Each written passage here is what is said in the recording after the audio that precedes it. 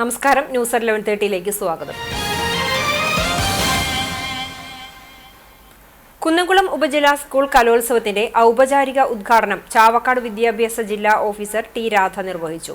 കുന്നംകുളം വിദ്യാഭ്യാസ ഉപജില്ലാ officer A Moideen അധ്യക്ഷത വഹിച്ചു. ജനപ്രതിനിധികളും സാമൂഹിക സാംസ്കാരിക കലാരംഗത്തെ പ്രമുഖരും പങ്കെടുത്തു. 11-ാം തീയതി ചൊവ്വാഴ്ച ആരംഭിച്ച കലാമേള 14-നാണ് സമാപിക്കുക.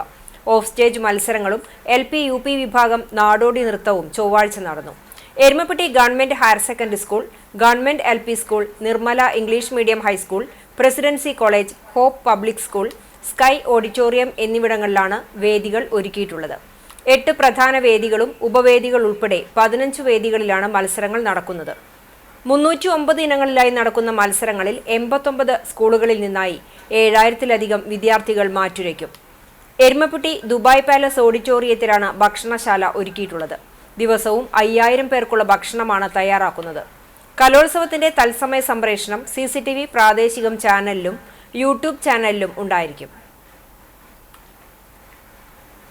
കലോത്സവ നഗരിയിൽ സജ്ജമാക്കിയ CCTV സ്റ്റുഡിയോയുടെ ഉദ്ഘാടനം നടന്നു. ചാവക്കാട് വിദ്യാഭ്യാസ ജില്ലാ ഓഫീസർ ടി രാധ നാടമുറിച്ച് ഉദ്ഘാടനം നിർവഹിച്ചു. കുന്നംകുളം വിദ്യാഭ്യാസ ഉപജില്ലാ ഓഫീസർ എ മൊയ്തീൻ സംസാരിച്ചു. ഡയറക്ടർമാരായ KC ജോസ് സ്വാഗതവും VK പ്രമോദ് നന്ദിയും പറഞ്ഞു.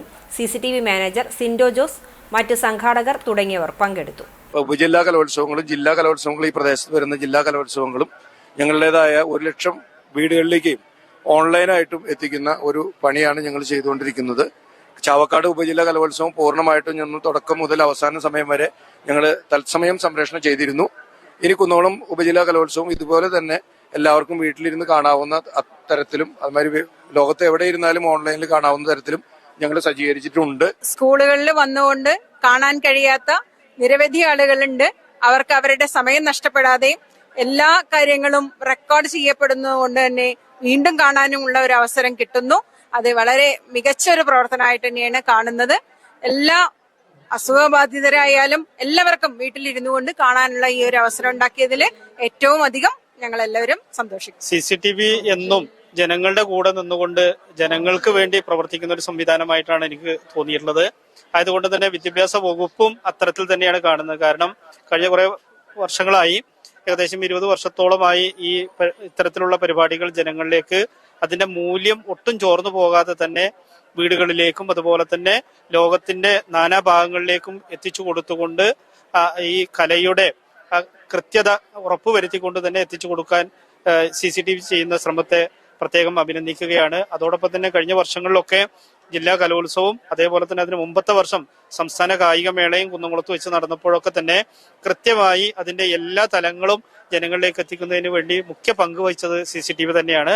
പ്രത്യേകം അവരെ അഭിനന്ദിക്കുന്നു. എല്ലാവർക്കും ഒറ്റ വാക്കിൽ തന്നെ നന്ദി പറയണേ. പ്രത്യേകിച്ച് ഉദ്ഘാടകനായ DD, അതുപോലെ AO, എല്ലാവർക്കും ഇവിടെ വന്നിട്ടുള്ള എല്ലാ അധ്യാപകർക്കും ഇത് എല്ലാ തരണ സഹകരണങ്ങളും ഇത് കഴിയുന്നവരെ എല്ലാവരിൽ നിന്നും ഉണ്ടാവണം എന്ന് മാത്രം പറഞ്ഞുകൊണ്ട് എല്ലാവർക്കും വേണ്ടി നന്ദി പറയണം.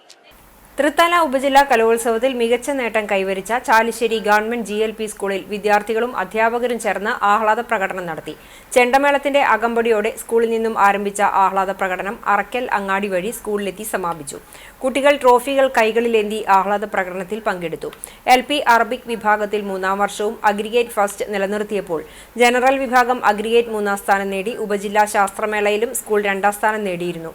ആഹ്ലാദ പ്രകടനത്തിന് സ്കൂൾ പ്രധാന അധ്യാപകൻ E ബാലകൃഷ്ണൻ, അധ്യാപകരായ കമറുന്നീസ, സാജിദ, സന്ധ്യ, PTA വൈസ് പ്രസിഡന്റ് അനീഷ് തോലത്ത് എന്നിവർ നേതൃത്വം നൽകി.